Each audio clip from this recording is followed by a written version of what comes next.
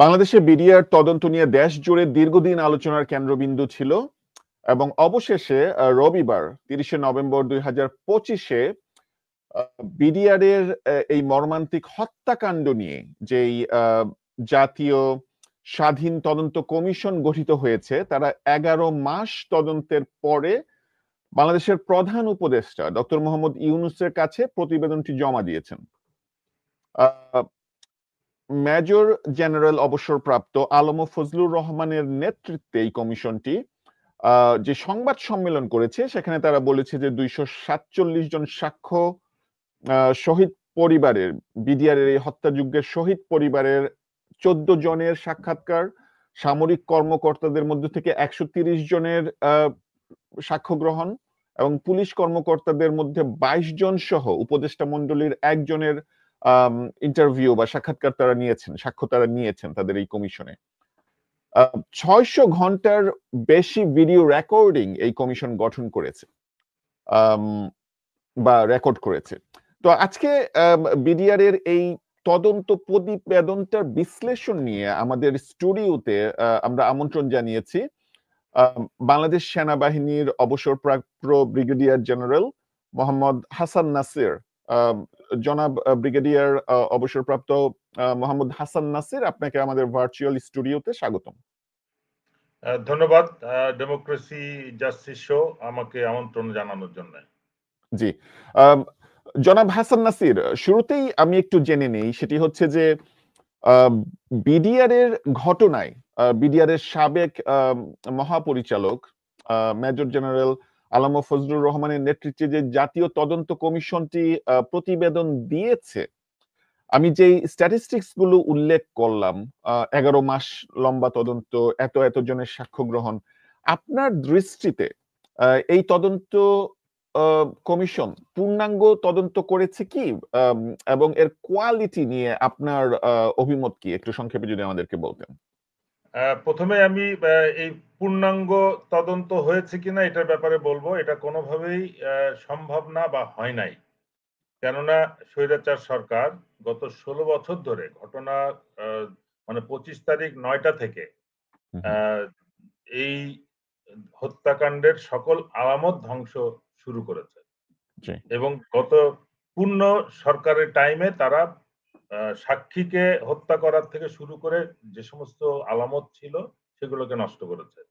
সেই পরিস্থিতিতে প্রায় 17.5 বছর পরে এই কমিশন গঠিত হয় এবং তাদেরকে কাজ শুরু করতে হয় এবং এই ঘটনার মূল যারা ক্রিমিনাল বা যাদের সাক্ষী তখন নেওয়া প্রয়োজন ছিল চাকুরিতে থাকার কারণে, এখন তাদের বিরাট একটা অংশ অবসর নিয়েছে তারা এবং দেশ ছেড়ে তারা চলে গেছে।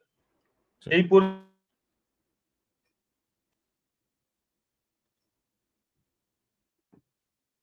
জি, আপনি বলুন। এই পরিস্থিতিতে কমিশনের ইচ্ছা থাকা সত্ত্বেও অনেক সাক্ষীকে হাজির করতে পারে নাই বা তারা দেশে না থাকার কারণে তারা তাদেরকে পৌঁছাতেও পারে নাই। দেশে যারা আছে তাদেরও সকলকে নেওয়া যায় নাই, কেননা এই কমিশনের অ্যাক্টে একটা ক্লজ ছিল যে যাদের অলরেডি বিচার হয়ে গেছে বিডিআর এর সদস্য, তাদেরকে এই তদন্তের কমিশনের আওতায় আনা যাবে না।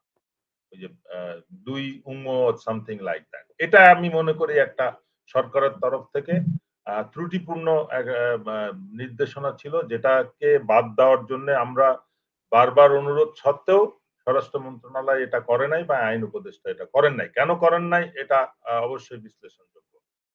জি, ধন্যবাদ আপনাকে। বিডিআর এর ঘটনায়, হত্যাযজ্ঞে যারা শহীদ পরিবার আছে তাদের পক্ষ থেকে একটি সংবাদ সম্মেলন করা হয়েছে এবং সংবাদ সম্মেলনের দাবি করা হয়েছে বিডিআর এর পূর্ণ রিপোর্টটি যেন ওয়েবসাইটে প্রকাশ করে দেওয়া হয়, সবার জন্য উন্মুক্ত করে দেওয়া হয়। এবং বিডিআর এর এই কমিশনের রিপোর্ট জমা দেওয়ার পরে কমিশন প্রধান মেজর জেনারেল অবসরপ্রাপ্ত আলম ফজলুর রহমান বলেছেন যে ওনারা কোনো ক্লাসিফিকেশন দেননি এই রিপোর্টে। তার মানে এটা it can be viewed by anyone without any কোন রকম ঢেকে রাখা ছাড়াই, কোনো ডিডাকশন ছাড়াই সবাই এটি দেখতে পারে। রিপোর্টটি এখনো জনসম্মুখে পাবলিক হয়নি কেন? বিষয়টা হচ্ছে এই তদন্ত কমিশনের রিপোর্টটার যে পাবলিক হওয়া উচিত বা বাঞ্ছনীয়, এটা কিন্তু শহীদ পরিবারের দাবি না, এটা জনগণের দাবি। বাংলাদেশের 18 কোটি বা 20 কোটি জনগণের দাবি যে এই যে একটা হত্যাকাণ্ড হয়েছে, যেটা পৃথিবীর ইতিহাসে একটা বিরল, এই হত্যাকাণ্ডের অবশ্যই কারণ এবং কারা করেছে, চক্রান্তকারী কারা এটা ঘটিয়েছে, বিস্তারিত তথ্য জনগণের জানার অধিকার আছে। কেননা এইটা শুধু সশস্ত্র বাহিনী বা বর্ডার ফোর্স না, বাংলাদেশের স্বাধীনতা এবং সার্বভৌমত্বকেও হুমকির সম্মুখীন করেছে। সুতরাং এটা শহীদ পরিবারের দাবির কোনো বিষয় না, এবং বিভিন্ন কারণে তারা এই রিপোর্ট প্রকাশের পরদিনই এটা দাবি করলেও দীর্ঘদিন তারা নীরব ছিল। তাদের চাহিদা ছিল শহীদ দিবস হলেই তারা খুশি। কিন্তু অবসরপ্রাপ্ত অফিসার যারা আমাদের সাথে, আমার সাথে যারা একটা টিম কাজ করেছে, যাদের একটা শক্ত দাবি ছিল যে কোনো মূল্যে এই তদন্ত সঠিক হতে হবে এবং এটার বিচার হতে হবে। এই তদন্ত কিন্তু শেষ না, এটা কিন্তু একটা স্টেপ মাত্র আমরা ক্রস করলাম। অতীতে এটাও সম্ভব হয় নাই। আমি যে তদন্ত কমিশনের মেম্বার ছিলাম সেটাতে সঠিক তদন্ত হয় না, টেম্পারিং করে দায় সারা একটা কাগজ করা হয়েছে, যেটাতে আমি নোট অফ ডিসেন্ট দিয়েছিলাম। সেই পরিপ্রেক্ষিতে আমার দাবি ছিল যে ওই নোট অফ ডিসেন্টের প্রেক্ষিতে যেন নতুন কমিশন হয়, কিন্তু এটার মধ্যে একটা ষড়যন্ত্র ছিল। হাইকোর্টের মাধ্যমে এটাকে নাকচ করার চেষ্টা করা হয়। হাইকোর্ট যখন স্বরাষ্ট্র মন্ত্রণালয়কে জিজ্ঞাসা করে যে এই তদন্তের ব্যাপারে স্বরাষ্ট্র মন্ত্রণালয়ের কি সিদ্ধান্ত, তখন স্বরাষ্ট্র মন্ত্রণালয় থেকে হাইকোর্টকে জানানো হয় একটা রিটের পরিপ্রেক্ষিতে যে আপাতত সরকারের এ বিষয়ে তদন্ত করার কোনো চিন্তা ভাবনা নাই। তখন আমরা আবার অবসরপ্রাপ্ত অফিসার, শহীদ পরিবারের একাংশ, ছোট্ট একটা অংশ 4-5 জন, এবং বিডিআর এর যারা সৈনিক, তাদের পরিবারদেরকে নিয়ে গুম খুনের যারা পরিবার আছে, ভুক্তভোগী পরিবার, তাদেরকে নিয়ে আমরা শহীদ মিনারে একত্রিত হয়ে দাবি করলে তখন সরকার এই তদন্ত কমিশনটা গঠন করে। তো সুতরাং এটা একটা চাপের মধ্যে হয়েছে, এবং এর মধ্যে শহীদ পরিবার সবাই দাবিটা যে করছে এটা অবশ্যই কাঙ্ক্ষিত দাবি, কিন্তু মন থেকে সবাই চায় কিনা সে ব্যাপারে আমার সন্দেহ আছে। জি। যেহেতু এটা এখনো পূর্ণাঙ্গভাবে প্রকাশ পায়নি, পুরো রিপোর্টটা আমরা দেখতে পাইনি, রিপোর্টে কি আছে সেটা নিয়ে কি আপনার কোনো আইডিয়া আছে, বা আপনি কি কোনো ইনার সোর্স থেকে জানতে পেরেছেন যে এই রিপোর্টে আসলে কি আছে? আমরা এখনো জানতে পারি নাই। বাংলাদেশের যে কালচার, সেটাতে কিন্তু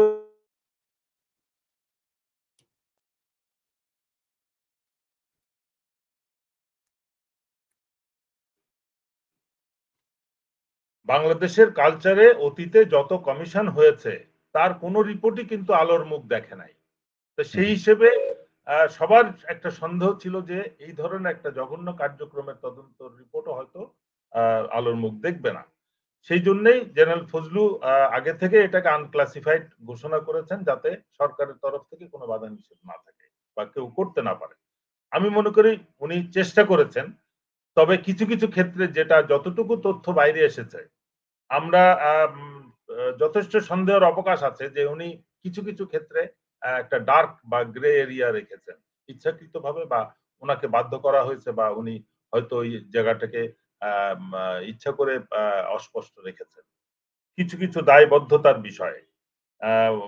এই বিষয়গুলো আমার মনে হয় রিপোর্টটা প্রকাশ পেলেই তখন বেরোবে যে মানুষ, জনগণের যে সন্দেহটা ছিল, সবাইকে স্পষ্টভাবে এটার সাথে সম্পৃক্ত বা দায়ী করা হয়েছে কিনা, বা কাউকে পরিকল্পিতভাবে ছাড় দেওয়া হয়েছে কিনা। আগের ২টা রিপোর্ট, সেনাবাহিনীর যে রিপোর্ট কমিটির রিপোর্ট ছিল, সেটাতেও একটা পরিকল্পিত সীমাবদ্ধতা ছিল। যেটা জাতীয় পর্যায়ের সচিব আনিসুজ্জামানের কমিটি যেটা ছিল, যেটাকে কমিশন করা হয়েছিল, সেই কমিশনের রিপোর্টও কিন্তু ব্যাপক কাটাছিড়া করে একটা দায়বদ্ধ, মানে দায় সারা রিপোর্ট দেওয়া হয়েছিল। তো সেটার আলোকে আমার মনে হয় বর্তমান রিপোর্টটা মানসম্মত এবং গ্রহণযোগ্য, তবে এটা 100% বলা যাবে না।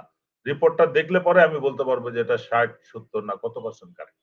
জি। ধন্যবাদ। আপনি একটা গুরুত্বপূর্ণ বিষয় বলছেন। এখানে ২ টা জিনিস। একটা হচ্ছে যে একটি তদন্ত কমিশন গঠন হওয়া, তারা তাদের কাজ করা, তারপর তারা তাদের মতো করে যেই রিপোর্টটি তৈরি করে সেটি সরকার পক্ষকে দেয়া বা সরকার প্রধান বা তাদেরকে দেয়া।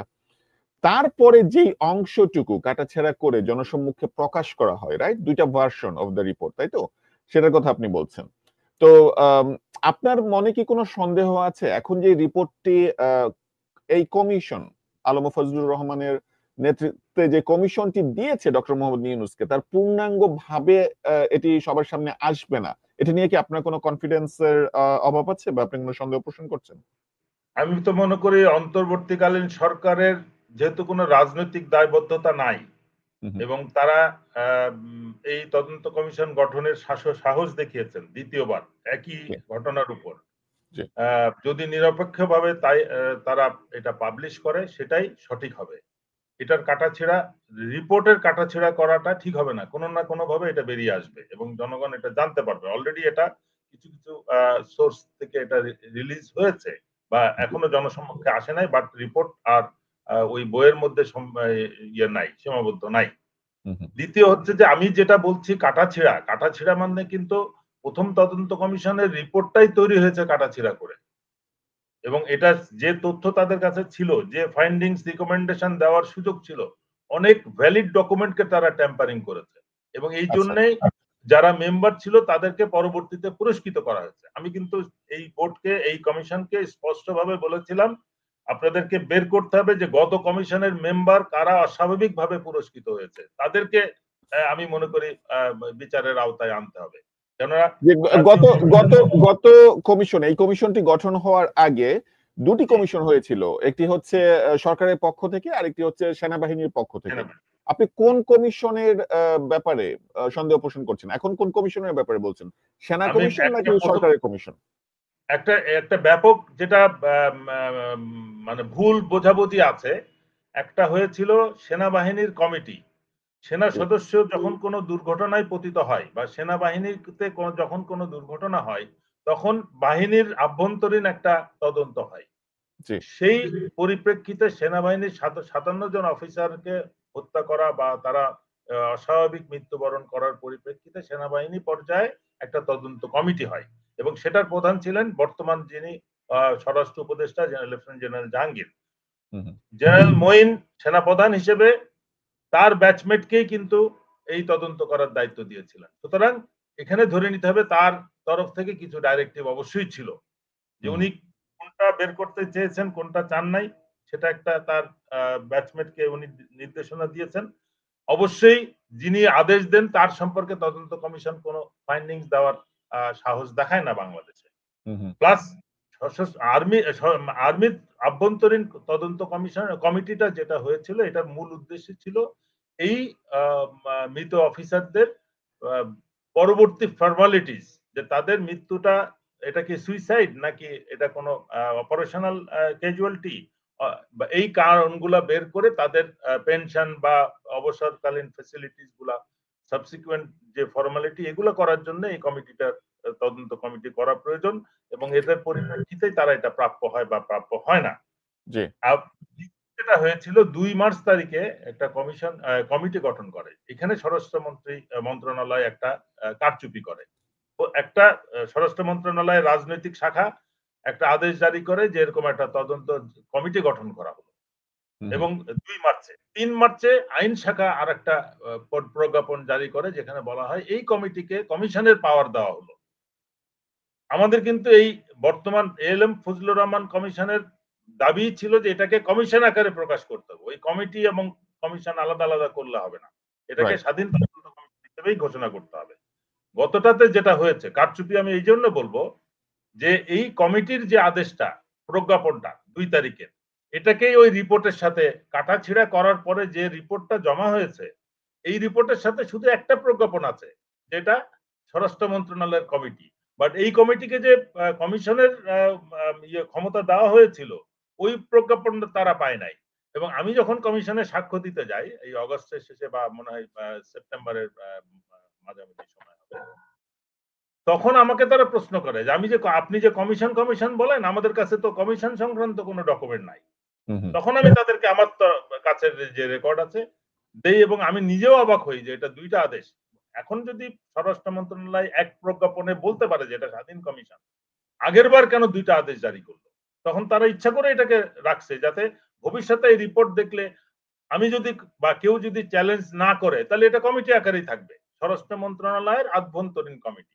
এটাই ছিল একটা বড় ধরনের কারচুপি। প্রথমে তারা চেষ্টা করেছিল সারা খাতুনকে দিয়ে, যে একজন সাক্ষী এবং যে একজন part of this criminal activity, হত্যাকাণ্ডের একটা অংশ, তাকে দিয়ে তদন্ত করার চেষ্টা করে, যেটাতে আমি বাধা দিয়ে ওই কমিটি বাতিল হয়। সেকেন্ড একটা কমিটি হয়, ওখানেও আমার নাম বাদ দেওয়া হয়। প্রথম কমিটিতে আমার নাম ছিল। আমি যখন চ্যালেঞ্জ করি যে স্বরাষ্ট্র মন্ত্রণালয় আপনি মন্ত্রী, আপনি তো সাক্ষী দিবেন, আপনি কি করে তদন্ত করেন, তখন প্রথম কমিটি বাতিল হয়।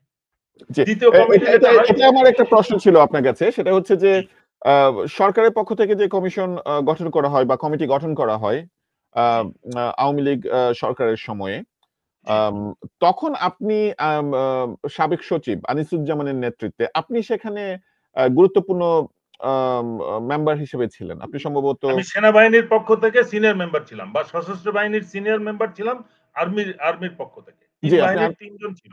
জি, আপনি আর্মির পক্ষ থেকে সিনিয়র মেম্বার হিসেবে কমিটিতে ছিলেন, কিন্তু আপনি সেখানে নন কনফিডেন্স দেখিয়েছেন এবং আপনি সেখানে দ্বিমত পোষণ করেছেন। সেটার কারণটা কি? ওইটাই একটু আপনি আরেকটু আমাদেরকে বলবেন যে ঠিক কি কারণে আপনার তখন কনফিডেন্সের অভাব হলো সেই কমিটির কার্যক্রমে? আমি তাহলে একটু শুরু থেকে বলতে হবে। ২৭ তারিখ, ২৫ এবং ২৬ বিকাল ৪টা-৫টা পর্যন্ত যখন এই দুর্ঘটনাটা ঘটে, আপনি ২০০৯ সালের ফেব্রুয়ারির ২৫ এবং ২৬ তারিখের কথা বলছেন, যখন এই মেসেঞ্জারটি হয় বিডিআর এর। জি, কাইন্ডলি। ২৭ তারিখ সকালে এখন আমি যখন অফিসে আসি, তখন ১১টার দিকে আমাকে ফোনে জানানো হয় যে একটা তদন্ত গঠন করা হচ্ছে, কমিটি বা কমিশন, এটাতে আমি সদস্য। তো যখন এটার পরিধি বলা হয়, যেটা সচিব, আমলারা আছেন, এটা বিডিআর এর মেম্বার আছে, পুলিশের মেম্বার আছে এবং ৩ বাহিনীর মেম্বার আছে, তখন আমি এটা ধরে নিই অবশ্যই এটা কমিশন হবে। ওই দিন বিকালে মিটিং যখন হয়, তখন আমি ওখানে যেয়ে প্রথম জানতে পারি যে এই কমিটি বা কমিশন যেটাই হচ্ছে, এটার প্রধান হচ্ছে সাহারা খাতুন নিজে, এবং ডেপুটি কনভেনর হচ্ছে কামরুল ইসলাম, অ্যাডভোকেট কামরুল ইসলাম, যে আইন প্রতিমন্ত্রী ছিল। এবং তাদের প্রথম আমি প্রশ্ন করি যে মাননীয় মন্ত্রী, এটা কি স্বরাষ্ট্র মন্ত্রণালয়ের আভ্যন্তরীণ কমিটি না এটা জাতীয় তদন্ত কমিশন? তখন উনি বিরক্তির সাথে বলে যে কেন আপনি জানেন না এটা জাতীয় কমিশন? তখন আমি বলে যে তাহলে তো আপনি জাতীয়, এবং আপনি এবং জনাব কামরুল ২৫ তারিখ দিবাগত রাত্রে প্রায় দীর্ঘ সময় আপনারা পিলখানার ভিতরে ছিলেন। আপনারা এই হত্যাকাণ্ডে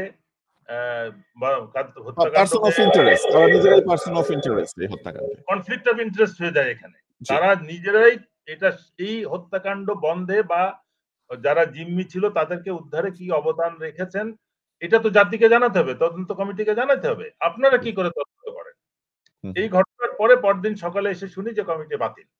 দ্বিতীয় কমিটি যেটা হয়, ওটা আমার নাম বাতিল করে দিয়ে নতুন একটা কমিটি হয়। ওটা কেউ জানতে পারে না যে ওটা সদস্য কারা। আমার ধারণা যে আমাকে বাদ দিয়ে অন্য কাউকে করা হয়েছিল। তখন সেনাবাহিনীর জুনিয়র অফিসার যারা খুব ছিল, টেন্স ছিল, এই ঘটনার পরিপ্রেক্ষিতে উত্তেজিত ছিল, তারা দাবি করে যে আমার নাম বাদ দিলে তারা এই কমিটিকে মানবে না, কমিশনকে মানবে না।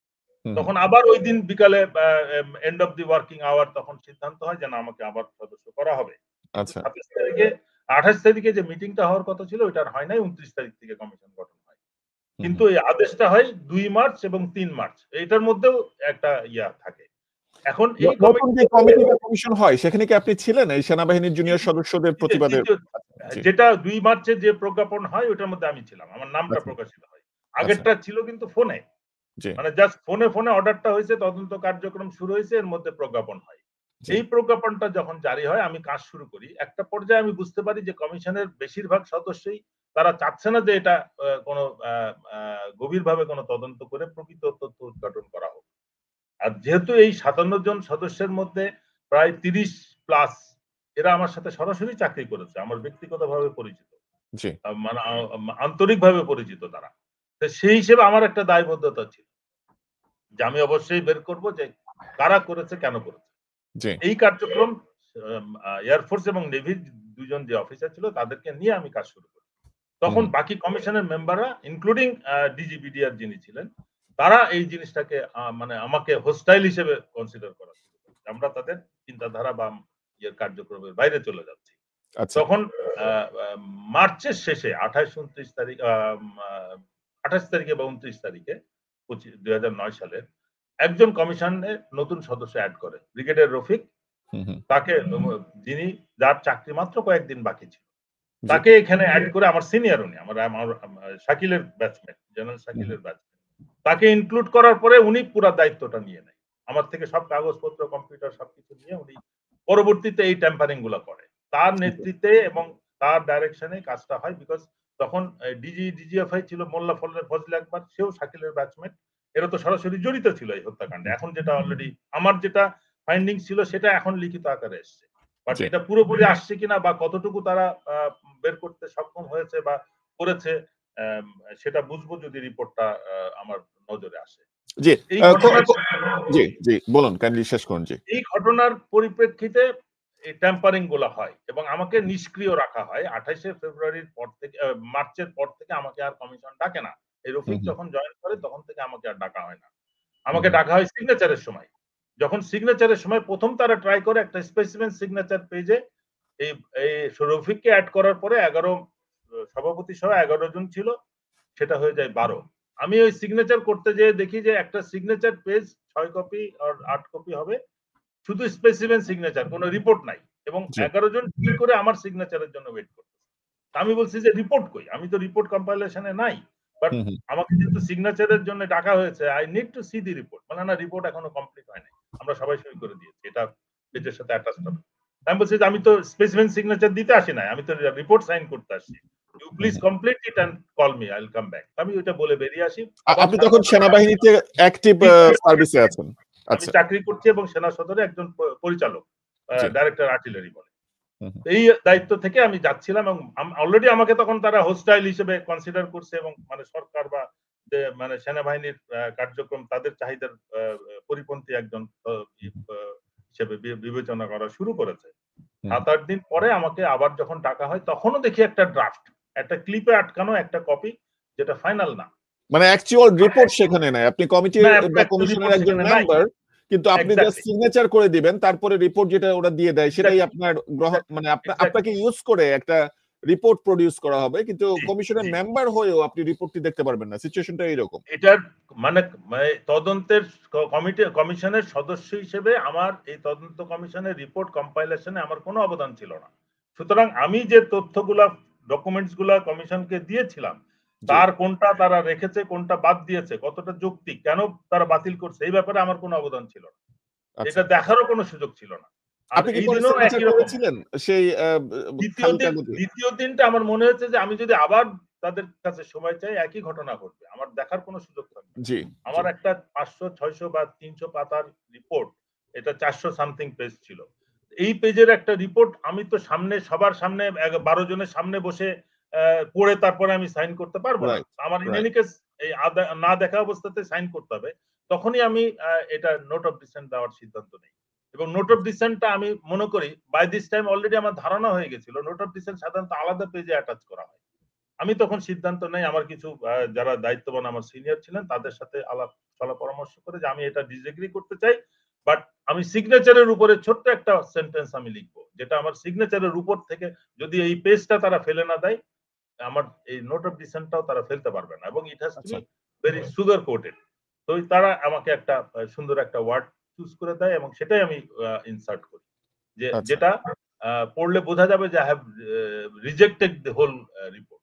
এইটাকেই কিন্তু আমি এখন এই সরকারের সময় এইটাকে আমি তুলে ধরি, যে আমি যেহেতু জানি যে এই আগের তদন্ত কমিশনের নোট অফ ডিসেন্ট আছে, সুতরাং এটা আবার তদন্ত করতে হবে, আগের তদন্তটা কার্যকর না, সঠিক না। এটাই কিন্তু আমার দাবির মূল উদ্দেশ্য ছিল এবং এটাই আলটিমেটলি হয়েছে। জি, ধন্যবাদ আপনাকে। খুব সংক্ষেপে আপনি আমাকে বলবেন যে আগের যে তদন্ত কমিশন বা কমিটি গুলো হয়েছিল, সেখানে আপনার বক্তব্যে অলরেডি ফুটে আসছে যে সেখানে আসল ঘটনা উদ্ঘাটনের কোনো মোটিভ কারো ছিল না, কারো কোনো উদ্দেশ্য ছিল না, কোনোভাবে একটা ধামাচাপা দিয়ে একটা রিপোর্ট তৈরি করার একটা প্রক্রিয়া ছিল, এবং আপনি সেখানে নোট অফ ডিসেন্ট দিয়ে আপনি সেখান থেকে দ্বিমত পোষণ করে বেরিয়ে এসেছেন। আলম ফজলুর রহমানের নেতৃত্বে এখন যে কমিশনটা হয়েছে, আপনার কি মনে হয় যারা মেম্বার ছিল এই কমিশনের বা আছেন, তাদের মধ্যে এই ইন্টেনশনটা আছে যে তারা প্রকৃত সত্য নিয়ে আসবে এই পরিবর্তিত পরিস্থিতিতে, বিপ্লব উত্তর বাংলাদেশে? সংক্ষেপে একটু বলুন। এখন পর্যন্ত মিডিয়াতে যে তথ্য আছে সেটাতে আমি মনে করি সেটা আসবে না বা আসা সম্ভব না। কমিশনের মধ্যে ২ টা গ্রুপ ছিল। একটা গ্রুপ চাচ্ছিল মানে শক্তভাবে যে সঠিক তথ্যটা বেরিয়ে আসুক। জি। আরেকটা গ্রুপ চাচ্ছিল যে এটার মধ্যে এটা থাকবে, এটা থাকবে না। এবং এমনকি এই প্রেস কনফারেন্স এর ব্যাপারেও তাদের বাধা ছিল। কি বলবে না বলবে সেটার উপরে তাদের বাধা ছিল। তারপরেও জেনারেল ফজলু অনেক কিছু বলেছেন যেটা একটা গ্রুপ চাচ্ছিল না। এবং আমার যেটা ধারণা কিছু, কিছু বিষয়ে আম আ অবশ্যই তারা আ উম বাধ্য হয়েছে তথ্যকে প্রকাশ না করতে বা লিপিবদ্ধ না করতে। ইন রাইটিং ও তারা অনেক তথ্য ইয়ে করছে। বিশেষ করে আমি মেজর তানভীরের বিষয়টা বলব। আ তার বিষয়টাকে আমি মনে করব পরিকল্পিতভাবে এটাকে লুকানো হয়েছে। আমি কিন্তু কমিশনে স্পষ্টভাবে তার বিষয়টা আমি তুলে ধরেছিলাম যে ১ম কমিশনে কি তথ্য আমরা পেয়েছিলাম। তার ডেড বডিটা পাওয়া যায় নাই। তার ওয়াইফ মানে তার জি, আমরা হাইট আমরা আমরা আমরা মেজর তানভীরের ব্যাপারে আসছি। আমরা মেজর জি, তানভীরের জি, ব্যাপারে আসছি। জি। আপনার কাছে আমার স্পেসিফিক প্রশ্ন আছে মেজর তানভীরের ব্যাপারে।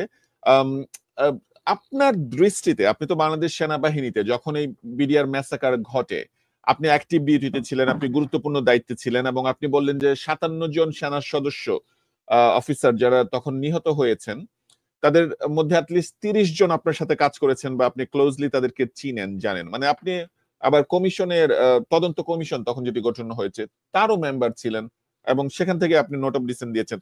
খুবই ওতপ্রোতভাবে আপনি ঘটনাগুলো কাছ থেকে দেখেছেন। অ্যা আপনার দৃষ্টিতে এই যে বিডিআর এর ঘটনা যেটা তখন আমাদেরকে যে ন্যারেটিভটি দেয়া হয়েছিল সরকারের পক্ষ থেকে যে এটা বিডিআর এর সাধারণ সদস্যদের একটি বিদ্রোহ। তাদের উপর আর্মি অফিসারদের অত্যাচার নির্যাতনের কারণে তারা এখন বিদ্রোহ করেছে অপারেশন ডাল ভাত ইত্যাদি, ইত্যাদি। আপনার কি মনে হয় এটি কি এই ধরনের কোনো বিদ্রোহ ছিল নাকি এটি একটি পরিকল্পিত হত্যাযজ্ঞ? একটু সংক্ষেপে বলবেন? কোনটি আপনি দৃঢ়ভাবে বিশ্বাস করেন? এক বাক্যে আমি বলব যে এটা একটা সুপরিকল্পিত এবং দীর্ঘ সময় ধরে পরিকল্পিত হত্যাকাণ্ড। জি। এটার সাথে আ যারা আমরা সেই সময় আমরা উদ্ঘাটন করেছিলাম, এই ঘটনার বেনিফিশিয়ারি কারা? ১ম বেনিফিশিয়ারি হচ্ছে আওয়ামী লীগ এবং শেখ হাসিনা পরিবার, শেখ পরিবার। জি।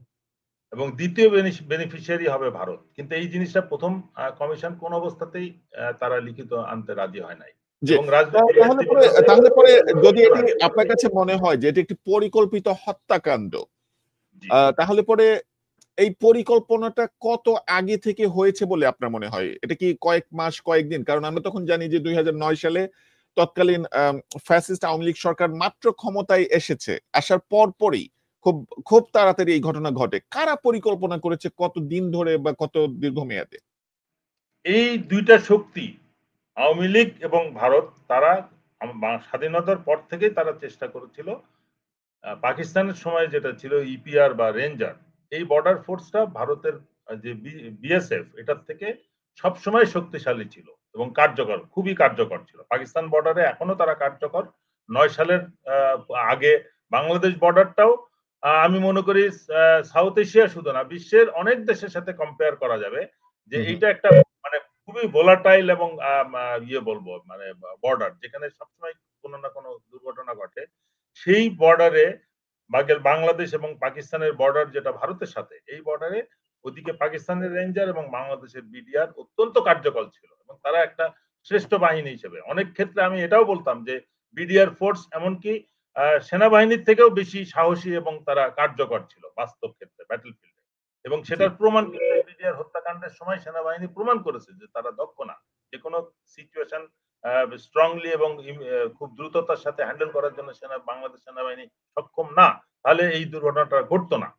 এই হুম। পরিপ্রেক্ষিতে আমি মনে করি ভারত দীর্ঘদিন ধরে চাচ্ছিল বাংলাদেশ রাইফেলসে যেন কোনো মিলিটারি অফিসার না থাকে। তারা এটাকে সিভিল অফিসার শেখ মুজিবের সময় থেকে চেষ্টা করে। বাট সেনাবাহিনীর বা সেই সময়কার যারা সশস্ত্র বাহিনীতে সদস্য ছিল তাদের চাপে এই বর্ডার ফোর্সে সবসময় সেনাবাহিনী রাখা হয় পাকিস্তানের ট্রেন্ডে। সেই ঘটনাটার পরিপ্রেক্ষিতে সবসময় বর্ডার কনফ্লিক্ট এ দেখা যায় যে ওরা যদি একজন বাংলাদেশীকে মারে, এরা এই পাশ থেকে ২ জন বা ৩ জনকে মেরে তারপরে বিকালবেলা রিপোর্ট দেয়। যে আজকে সকালবেলা একজন আমাদের কৃষককে মারছে, আমরা একটা বিএসএফ একটা ভারতীয়কে মেরে এই যে ৩ জন মারা গেছে। সন্ধ্যার সময় রিপোর্ট দিল। জি। এই তাহলে কার্যক্রমটা তাহলে ভারত পরে কখনো মেনে নেয় তাহলে নাই। পরে আপনার কি মনে হয় যে আ আ সেই সম্ভবত 2001 সালে বা 99 সালের দিকে যে রৌমারী বা পাদুয়ার ঘটনায়, যেখানে ভারতের বিএসএফ বাংলাদেশ আক্রমণ করতে গিয়ে অনেক বেশি ক্ষয়ক্ষতির সম্মুখীন হয়েছিল, ওই ঘটনাটাই কি একটা ক্যাটালিস্টের ভূমিকা পালন করেছে, যে ইন্ডিয়াকে তখন ভাবাতে শিখিয়েছে যে এই বিডিআর এই স্ট্রাকচারে যদি থাকে তাহলে পরে আমরা যেভাবে বিএসএফ মার খেয়ে এসেছে ভবিষ্যতে এই ঘটনা পুনরাবৃত্তি ঘটবে। ওই ঘটনা একটা প্রতিশোধ নিতে গিয়ে কি ভারত এই ধরনের একটা ম্যাসাকারের পরিকল্পনা করেছে বলে আপনার মনে হয়? অবশ্যই এটাই ছিল ট্রিগারিং পয়েন্ট। এই যে পাদুয়াতে যে একটা বিরাট এলাকা ভারত দখল করেছিল 71 সাল থেকে, ওটাকে এই জেনারেল এএলএম ফজলুর রহমানের সময় এই জায়গাটাকে আবার পুনর্দখল করে। এটারই প্রতিশোধ হিসেবে রৌমারীতে তারা একটা এলাকা দখলের চেষ্টা করে। কিন্তু এলাকার জনগণ এবং বিডিআরের যে সৈনিকরা ওই সময় বিওপিতে হাজির ছিল, এলাকার কৃষক বলবো, এই কারণে যে সে ভোরবেলা তার জমি চাষ করতে বা পানি দিতে যখন সে যায়, তখন দেখে যে একটা বিরাট সংখ্যক বিএসএফ বা ভারতীয়রা বর্ডার ক্রস করে এসছে এবং তাদের কেউ জানতে চায় যে বিডিআর ক্যাম্প কোথায়। সেই তার ইনস্ট্যান্ট বুদ্ধির কারণে সে কিন্তু ক্যাম্প যেদিকে ছিল ভুল পথে তাদেরকে ডাইরেক্ট করে, উল্টা দিকে তাদেরকে দেখায় যে এইদিকে ক্যাম্প। তখন বিডিআর ওই বিএসএফ সদস্যরা যখন ভুল দিকে যায়, সে দৌড়ে এসে ক্যাম্পকে অ্যালার্ট করে। ক্যাম্পে তখন কিন্তু টোটাল 20 জনের মধ্যে হয়তো 10 জন ছিল। এই 10 জনে, এবং তারপরে আমরা জানি যে বিডিআর অনেক অল্প সংখ্যক জনশক্তি নিয়ে, তাদের ফোর্স নিয়েও এত বড় আক্রমণ তারা ঠেকিয়ে দিতে পেরেছে। এবং আপনার কাছে কি কোনো স্ট্যাটিস্টিক্স আছে যে ভারতের কতজন ওই যুদ্ধে মারা যায়? এটা নিয়ে অনেক রকম কনফিউশন আছে। আপনার কাছে কি কোনো স্ট্যাট আছে যে কি পরিমাণ ক্ষয়ক্ষতি ভারতের তখন হয়? এটা তো ওই যে সংখ্যাটা তখন মিডিয়াতে এসেছিল তার থেকে কমপক্ষে 3 গুণ বেশি। যে ডেড বডি গুলো বাংলাদেশ রাইফেলস উদ্ধার করেছিল সেটাই মিডিয়াতে এসছে। বাট প্রকৃত ঘটনায় অনেক ডেড বডি, তার প্রায় 2 গুণ বা 3 গুণ ডেড বডি তারা নিজেরা সরিয়ে নিতে পেরেছিল। এটা কোনো সংখ্যা আসে নাই। মানে 20 জনের বেশি বিএসএফ সদস্য, 70 জন হতে পারে, 70 জন বিএসএফ সদস্য মারা গিয়েছে। আর বাংলাদেশের সাইডের ক্ষয়ক্ষতি কি পরিমাণ ছিল বিডিআর? বা 2 জন সৈনিক মারা গেছে, 2 জন সৈনিক মারা গেছে। তাও তাদের এটা বলবো যে যখন তারা ডেড বডি উদ্ধারের জন্য ফায়ার করতে বলে, সিজ ফায়ার করতে বলে, সেই সময় বিডিআর ফায়ার বন্ধ করলে ওই মুহূর্তে তারা আবার ফায়ার করে আমাদের 2 জন সৈনিককে বিডিআর এটাও কিন্তু তাদের বলতে হবে, বিট্রে বলতে হবে। রাইট। আমি একটু ঘটনাটা রিকনস্ট্রাক্ট করার চেষ্টা করছি আপনার পার্সপেক্টিভ থেকে।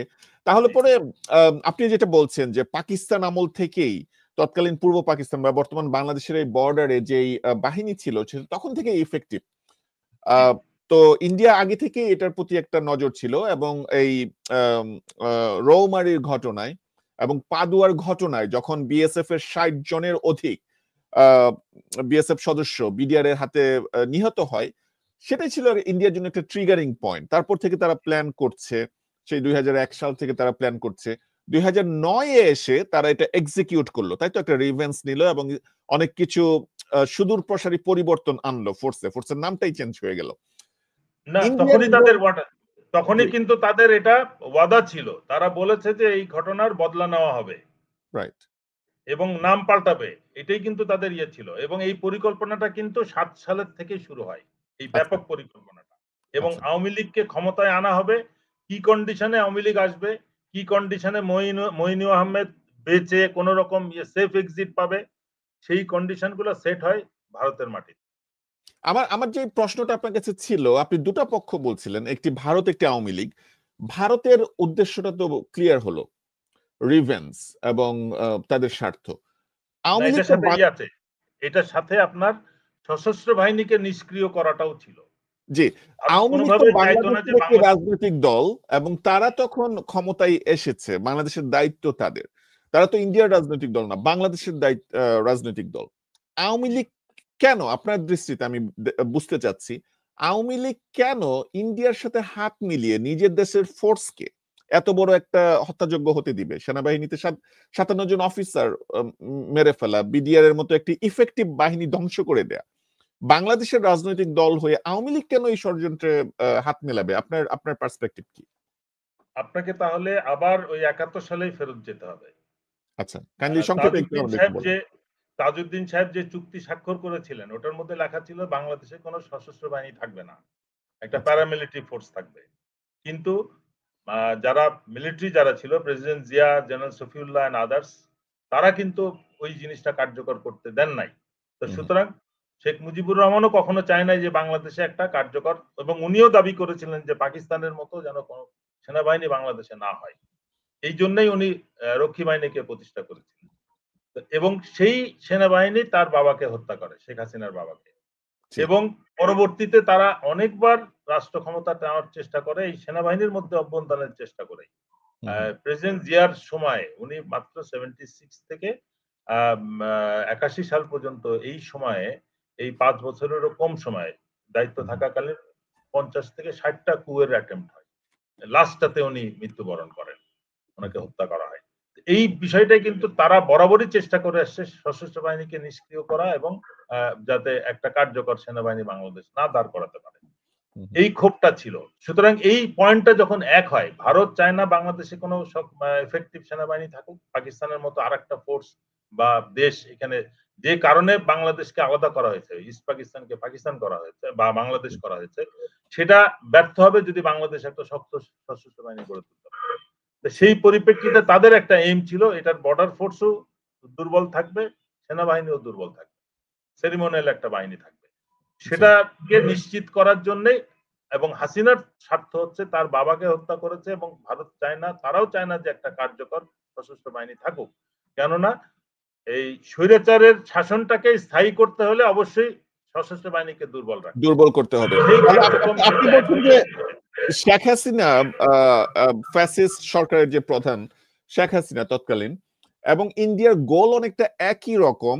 একটা হচ্ছে রিভেঞ্জ, বাংলাদেশ সেনাবাহিনীর উপর দুই পক্ষেরই ক্ষোভ আছে, জি, নাম্বার ওয়ান। নাম্বার টু হচ্ছে যেটা ঐতিহাসিক একটি যোগসূত্র, 71 সালে ইন্ডিয়ার সাহায্যের একটি প্রতিশ্রুতি ছিল বাংলাদেশের সশস্ত্র বাহিনী থাকতেই পারবে না, প্যারামিলিটারি বাহিনী থাকবে, এবং শেখ মুজিবুর রহমান আপনি ভাষ্যর মতে উনিও সে ধরনের চিন্তা ভাবনাই ছিল। পরবর্তীতে আবার এই আর্মি শেখ মুজিবকে হত্যা করে। সব মিলিয়ে এই যে দুটি পক্ষ, ভারত এবং আওয়ামী লীগ, তাদের কমন শত্রুতে পরিণত হয় সেনাবাহিনী, এবং এই রিভেঞ্জের ঘটনাটাই ঘটে হচ্ছে 2009 সালের 25 এবং জি। 26 ফেব্রুয়ারিতে বিডিআর ম্যাসাকারের মাধ্যমে। আপনি কি সেটাই বলছেন?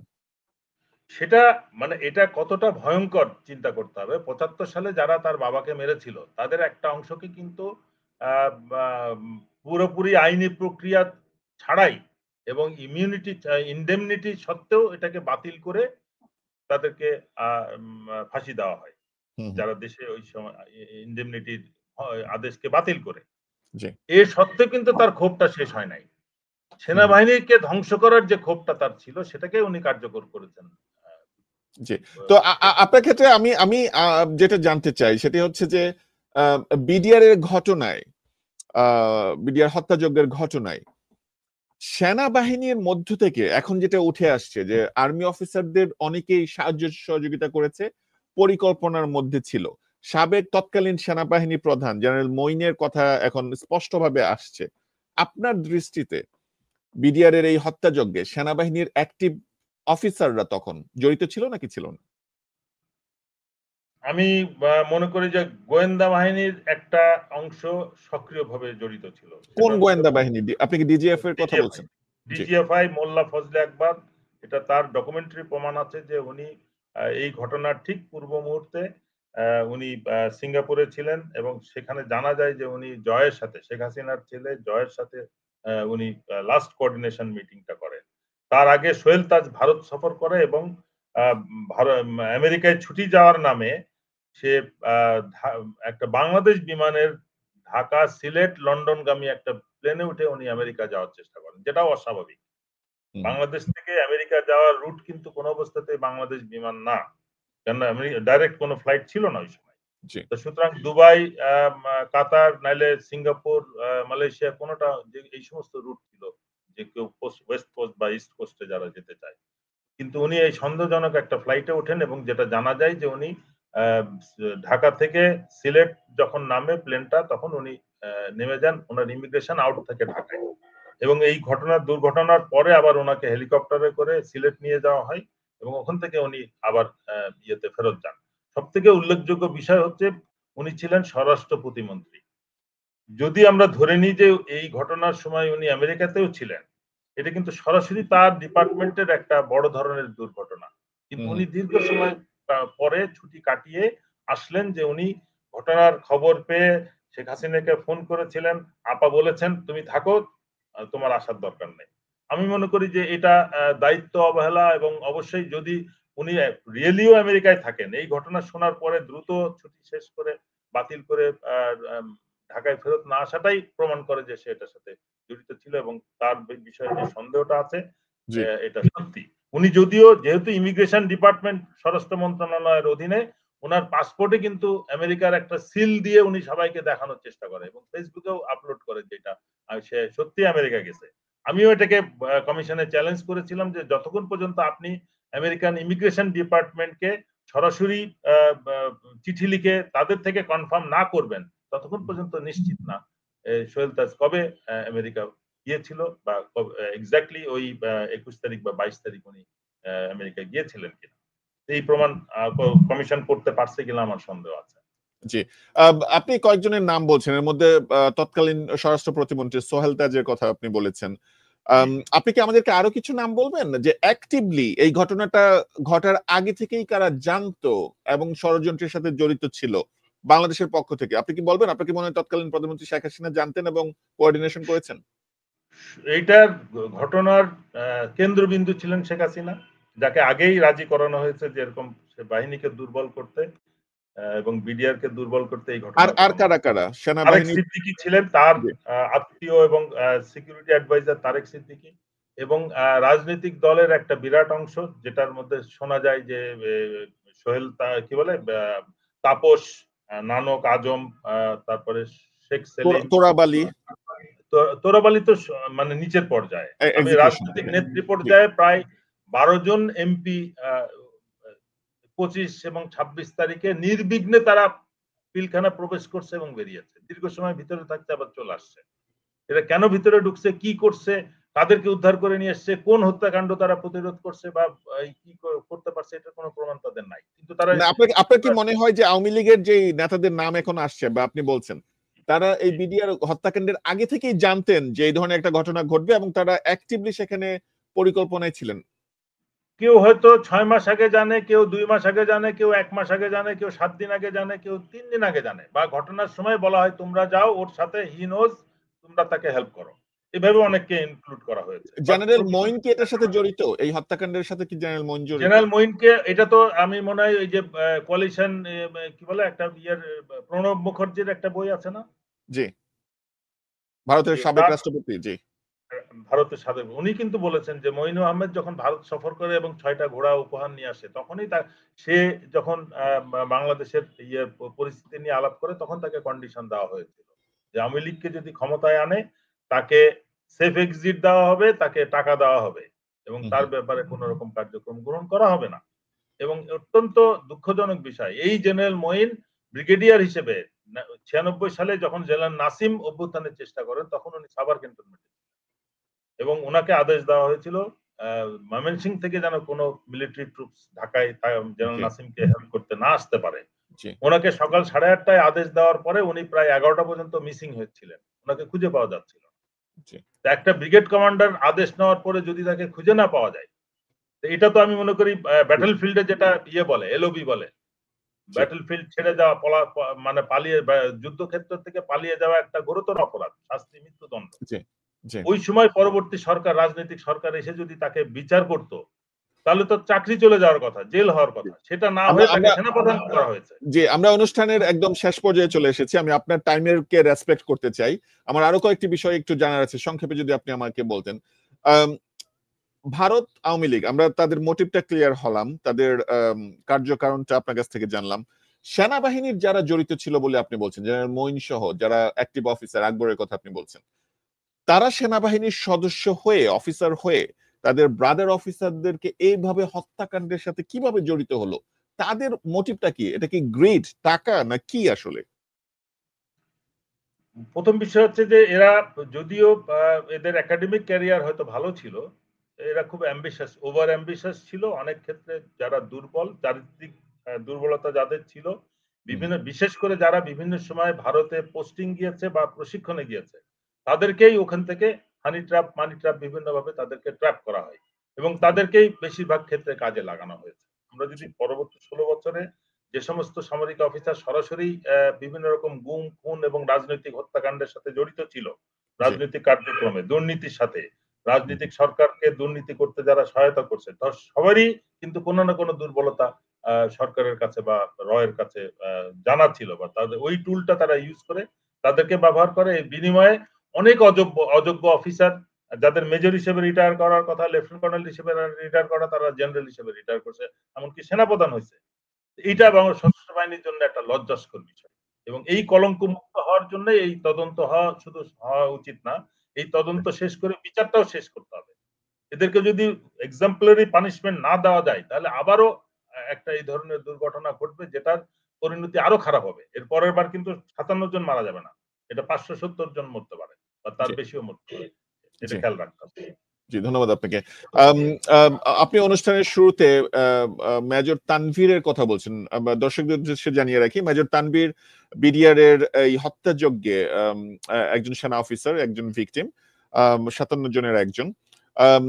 আমরা মেজর তানভীরকে নিয়ে একটা আলাদা এপিসোড করব আমাদের এই অনুষ্ঠানে, এবং আমরা আমরা আমরা আশা করি যে আপনি সেখানে কন্ট্রিবিউট করবেন। আমরা ইনশাল্লাহ। আমাদের এই অনুষ্ঠানে মেজর তানভীরের ওয়াইফ তাসনুবা মাহা, উনি আগে একবার এসেছেন, ইন্টারভিউ দিয়েছেন। আমরা তাকে আবারও ইনভাইট করবো এই বিষয় নিয়ে আরেকটু কথা বলার জন্য। সংক্ষেপে আপনার কাছ থেকে একটু জেনে নেই, আমরা জানি যে অনুষ্ঠানের শেষ পর্যায়ে আছি, ৩ মিনিট আছে, আমি আপনার সময়কে রেসপেক্ট করতে চাই। জি, সংক্ষেপে আমরা আপনার কাছে কি মনে হয় ঘটনাটা কি? একটি পক্ষ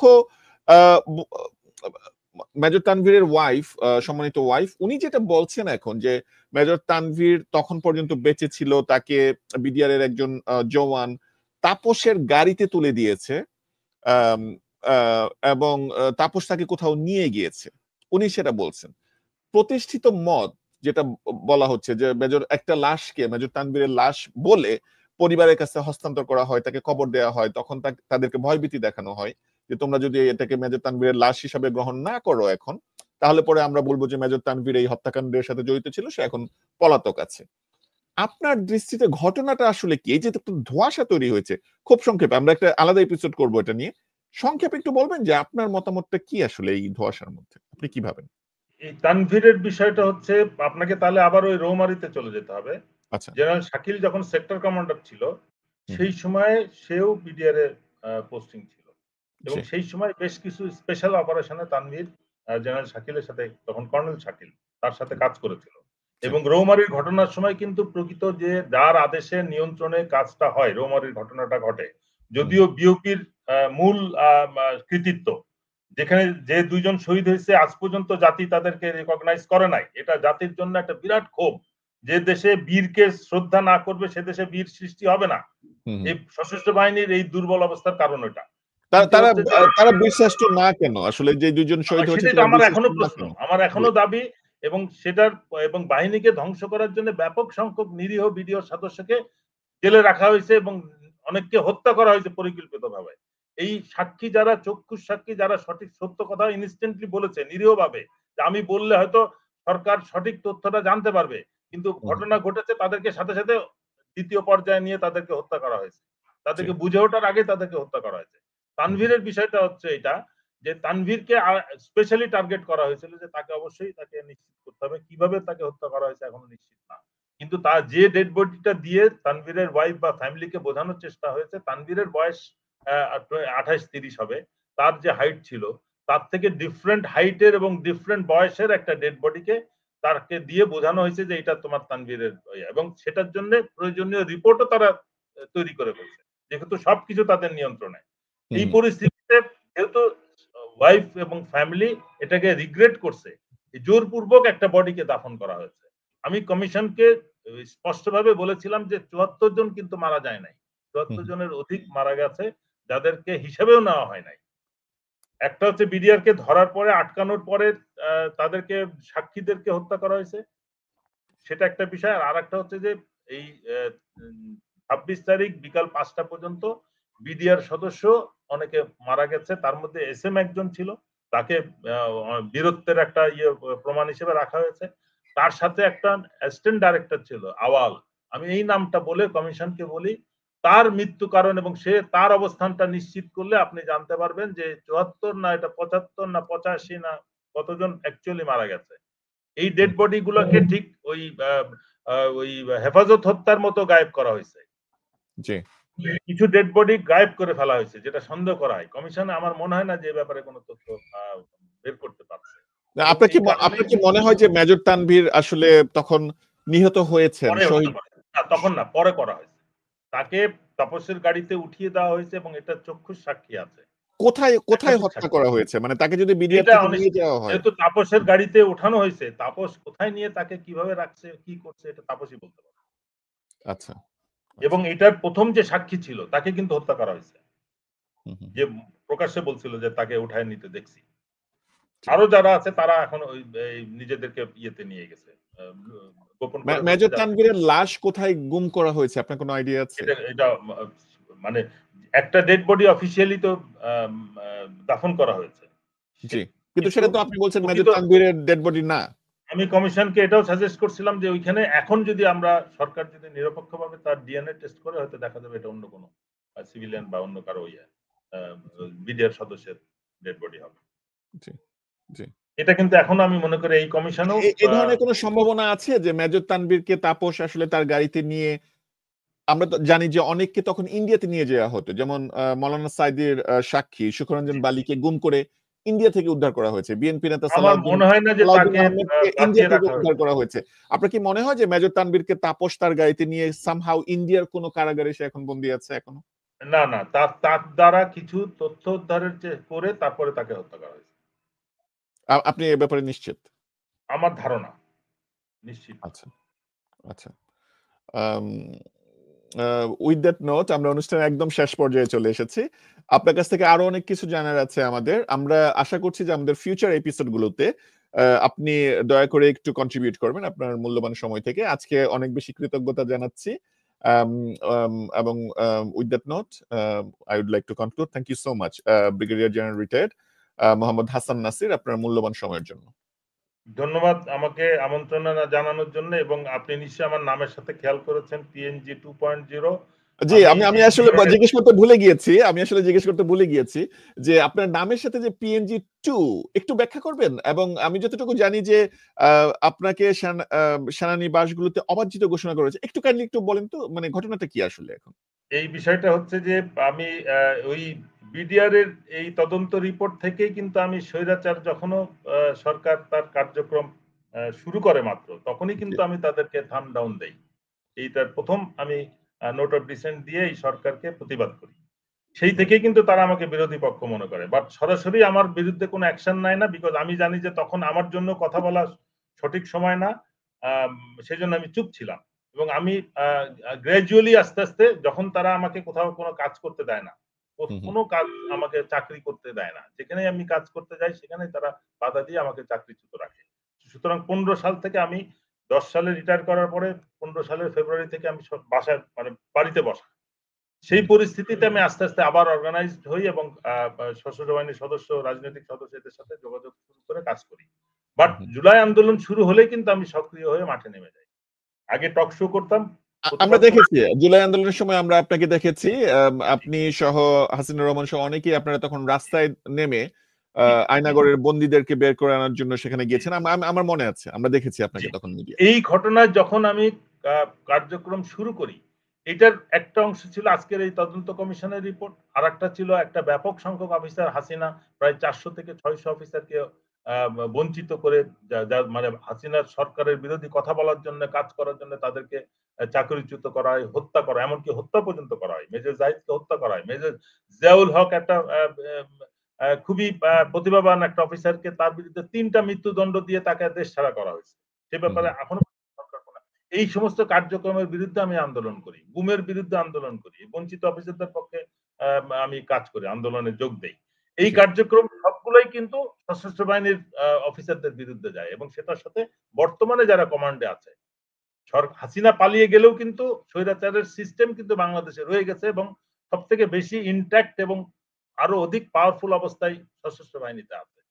এই বাহিনী এই ফোর্সটা আমার এই কার্যক্রমটা সহ্য করতে পারে না, কারণ কমিশন আলটিমেটলি হয়েছে এবং অনেককেই দোষী করতে পারেছে। বঞ্চিত অফিসারদের রিপোর্ট হয়েছে, আংশিক হলেও ত্রুটিপূর্ণ হলেও কিছু একটা রিপোর্ট হয়েছে।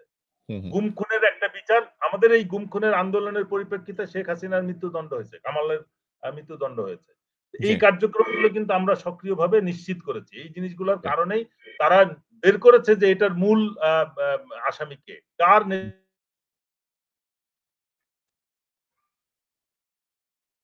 কার সক্রিয় সহযোগিতায় বা ইয়েতে এই কাজগুলো হচ্ছে। সেই পরিপ্রেক্ষিতে তারা একটা ফেসবুকে বের করে যে আমাকে অবাঞ্ছিত করে। আমাকে কিন্তু কোনো লিখিত দেওয়া হয় নাই। একটা ফেসবুকে একটা চিঠির রেফারেন্সে বের হয় যে আমাকে নিষেধাজ্ঞা করা হয়েছে। এই যে সশস্ত্র বাহিনী দিবস গেল, আপনি কি দাওয়াত পেয়েছিলেন এই না, কিছুদিন আগে? আমি গত 16 আওয়ামী লীগের সময় 9 সালে চাকরিতে থাকতে আমি লাস্ট দাওয়াত পেয়েছি। তারপরের থেকে আজ পর্যন্ত দাওয়াত দেওয়া হয় নাই। বাট এটা নিয়ে আমি আমার এটা কিন্তু একটা মানে এটা তো ফ্যাসিস্ট আমলে আপনাকে দাওয়াত দেওয়া হবে না, সেটা তো নিশ্চিত একরকম। কিন্তু ডক্টর মোহাম্মদ ইউনূসের নেতৃত্বে যে বিপ্লবোত্তর সরকার, গণঅভ্যুত্থান পরবর্তী সরকার গঠন হয়েছে, তারা কি এখনো ওই ফ্যাসিস্ট সরকারের মতোই আচরণ করছে আপনার ব্যাপারে অ্যাটলিস্ট? তাদের দ্বারা পরিচালিত এই জন্য, কেননা এই সশস্ত্র বাহিনীর দিবসের দাওয়াত কিন্তু জেনারেল ওয়াকার দেয় না, সেনাবাহিনী দেয় না, বিমান বাহিনী নৌবাহিনী দেয় না। এটা সশস্ত্র বাহিনী বিভাগ, যেটার প্রধান হচ্ছেন ডক্টর ইউনূস। সেখান থেকে যদি দাওয়াত না আসে, এই পিএনজি 2.0 লিখে আমি ডক্টর ইউনূস, প্রতিরক্ষা নিরাপত্তা উপদেষ্টা, তার প্রতিরক্ষা উপদেষ্টা জেনারেল হাফিজ, তাদেরকে আমি মনে করাই যে আমি এইটা লিখে তোমাদেরকে স্মরণ করাচ্ছি যে এই পিএনজিটা তোমার সময় হয়েছে, এটা হাসিনার সময় না। হাসিনা আমাকে পিএনজি করে নাই, যদিও কার্যকর আমি অবাঞ্ছিত ছিলাম, কিন্তু তুমি ঘোষণা দিয়েছো, তোমার আমলে ঘোষণা দেওয়া হয়েছে যেটার বিরুদ্ধে তুমি কোনো কাজ করো নাই। এবং এটার ব্যাপারে আমি সরাসরি আইন উপদেষ্টা এবং স্বরাষ্ট্র উপদেষ্টাকে সামনে যে বলে আসছি যে আপনারা কোনো অ্যাকশন না নিলে এটাও রেকর্ডে থাকবে যে আপনারা এই জুলাই আন্দোলনের পক্ষে না বিপক্ষে। আপনারা মুখে যেটা বলেন এটার মানে এটার হইতে পারে, এটার বেনিফিশিয়ারি হতে পারেন, but you are not in favour of July আন্দোলন, যদি এই কার্যক্রমটা কন্টিনিউ করে, এবং আলটিমেটলি এখনো করছে, এবং আমি এই জন্য এটাকে প্রাউডলি আমার নামের সাথে লিখি। জি, জি। আপনি যেহেতু আমাদেরকে একটু সময় দিয়েছেন, আপনাকে আমি আরেকটা মতামত আপনার কাছ থেকে নিয়ে নিই। এই স্ট্যাটাসটি আপনার একজন কলিগ, জুনিয়র সম্ভবত ব্রিগেডিয়ার আব্দুল্লাহিল আমান আজমি সম্প্রতি দিয়েছেন কমিশনের রিপোর্টের পরে। উনি বলেছেন স্বরাষ্ট্র উপদেষ্টা লেফটেন্যান্ট জেনারেল জাহাঙ্গীর ওনাকে উদ্দেশ্য করে, উনি যেহেতু আর্মির কমিটির সভাপতি ছিলেন এবং উনি তখন মানে কমিশনের তেমন কিছুই করতে পারেনি, কমিটির কোনো রিপোর্ট করতে পারেনি, আপনার বক্তব্যেও সেটি চলে এসেছে। উনি ব্রিগেডিয়ার আজমি এখন বলছেন যে নিজ ব্যর্থতার দায় স্বীকার করে পদত্যাগ করা অনেক সম্মানজনক। তার মানে উনি পদত্যাগ চাচ্ছেন বর্তমান স্বরাষ্ট্র উপদেষ্টা লেফটেন্যান্ট জেনারেল জাহাঙ্গীর আলমের। আপনিও কি এর সাথে একমত? আপনিও কি পদত্যাগ চাচ্ছেন তার? আমি এটা পলিটিক্যাল রিটোরিক মনে করছি। এটা এই সময় আমি বলেছি যে সামরিক আর্মির যে তদন্ত কমিটি হয়েছিল তার একটা সীমাবদ্ধতা ছিল, ওটার মধ্যে উনি নিশ্চিত তার ব্যাচমেটের নির্দেশনায় কাজ করেছেন, এটাই ব্যর্থতা। বাট সেই কমিটির কোন অবস্থাতেই এই ষড়যন্ত্রের সাথে কারা জড়িত, কারা এটা কার্যকর করেছে, কারা পরিকল্পনা করছে, এই ব্যাপারে ওই কমিটির বের করার কোনো ক্ষমতা ছিল না। সেনাবাহিনীর আভ্যন্তরীণ কমিটি। জেনারেল জাহাঙ্গীরকে অবশ্যই জবাবদিহি করা উচিত। উনি সম্ভবত লিখেছিলেন যে সামরিক বাহিনীর অপারেশন না চালানোটা সঠিক ছিল, এটা চালালে ব্যাপক জানমালের ক্ষতি হতো, যেটা সঠিক ছিল না। এবং উনি জেনারেল মঈনকেও কমান্ড ফেলিয়ারের ব্যাপারে কোনো সিদ্ধান্ত দেন নাই, যেহেতু উনি মানে আদেশকারী, তদন্তের আদেশ করেছে জেনারেল মঈন, সুতরাং উনি তার অধীনস্থ হিসেবে তার এই রিকমেন্ডেশন দেন নাই, এইটুকু তার অপরাধ হতে পারে। ওনাকে অবশ্যই প্রশ্ন করা যাবে, কিন্তু যে কমেন্টটা আপনি পড়ে শোনালেন এটার জন্য দায়ী যদি কেউ থাকে, তাহলে যে কমিশনের সদস্য আমরা ছিলাম, আমি ছিলাম যেটাতে, সেই তদন্ত কমিশনকে জবাবদিহি করতে হবে। কমিশনের প্রধান থেকে শুরু করে যারা অবৈধভাবে পুরস্কৃত হয়েছে, এই হাবিবুল আওয়াল সচিব ছিলেন, তিনি নির্বাচন কমিশনার হয়েছে, কেউ দুর্নীতি দমনের কমিশনার নির্বাচনের প্রধান হয়েছে দুর্নীতি দমন কমিশনের, কেউ আপনার ইয়েতে ওই পাবলিক সার্ভিস কমিশনের চেয়ারম্যান হয়েছে। এই প্রত্যেককে জবাবদিহি করতে হবে। জেনারেল মইনুল লেফটেন্যান্ট জেনারেল হিসেবে পিএসও হয়ে রিটায়ার করছে সসম্মানে, এবং উনি এই গত ফেব্রুয়ারি 24 মাসে প্রথম ঘোষণা দিলেন যে এই পিজিআর হত্যাকাণ্ডে ভারত জড়িত ছিল। ওনার 15-16 বছর লাগছে এই কথাটা বলতে। উনি কিন্তু তদন্ত কমিটির মেম্বার ছিলেন। জি। এটা কি জন্য কে কখন কি কথা বলছে? সব মেম্বাররাই পুরস্কৃত হয়েছেন মনে হচ্ছে, আপনি ছাড়া। আপনি অবাঞ্ছিত হয়েছেন। যারা হয়েছে এগুলো আপনি সবাই হয়নি। অবাঞ্ছিত হয়েছেন। আমি অবাঞ্ছিত এখন হয়েছি। আমি জি। অবাঞ্ছিত আমি চাকরি ছাড়তে বাধ্য হয়েছি বিকজ আমাকে সোশ্যালি এবং প্রফেশনালি কন্টিনিউয়াসলি হ্যারাস করা হচ্ছিল। এবং জি। একটা পর্যায়ে আমি উপলব্ধি করি যে আমার জন্য আরো বড় বিপদ আসতে পারে। সুতরাং আমার জন্য আমি এটা লিখি যে আমি এই পুরা কাহিনীটাকে আমি বর্ণনা করে প্রায় ৬ পাতার একটা আ আ ইয়ে দেই আমি রিলিজ লেটার যেটা লিখি সেটার মধ্যে ৬ পাতার অভিযোগ প্রত্যেকের নামে আমি লিখি। যে অমুক এই কাজটা অপরাধ করছে আমার সাথে, অমুক এইভাবে আমাকে হ্যারাস করছে। এবং এই ঘটনার পরিপ্রেক্ষিতে I feel that this profession is no more army service is no more safe for me both professionally and socially, so I should be released. Colonel না নবাব রিজাইন করতে পারে না। তাকে রিলিজের জন্য যেহেতু আ আ আ আ প্রধানমন্ত্রী বা প্রতিরক্ষা মন্ত্রী চাকরির জন্য দায়ী থাকেন। তার কাছে রিলিজের জন্য আবেদন করতে হয়। আমি রিলিজের আবেদন করেছি যে চাকরি আমার জন্য প্রফেশনালি এবং সোশ্যালি সেফ না। আমি মনে করি আমার রিলিজ লেটারটাও বের করলে অনেকে শাস্তির আওতায় আসবে। জি। তাদের বিরুদ্ধে আমি সরাসরি অভিযোগ করছি এবং সেটা তদন্ত করা উচিত। বাংলাদেশের বিচার ব্যবস্থায় এটা আশা করা মানে আকাশ কুসুম চিন্তা বলতে হবে। উইথ দ্যাট নোট আমরা আপনার সাথে আরো বসবো ইন দ্য ফিউচারে, সেই আশাবাদ ব্যক্ত করে আজকের মতো এখানেই শেষ করছি। ধন্যবাদ ধন্যবাদ। ব্রিগেডিয়ার জেনারেল মোহাম্মদ হাসান নাসির আপনাকে। ধন্যবাদ।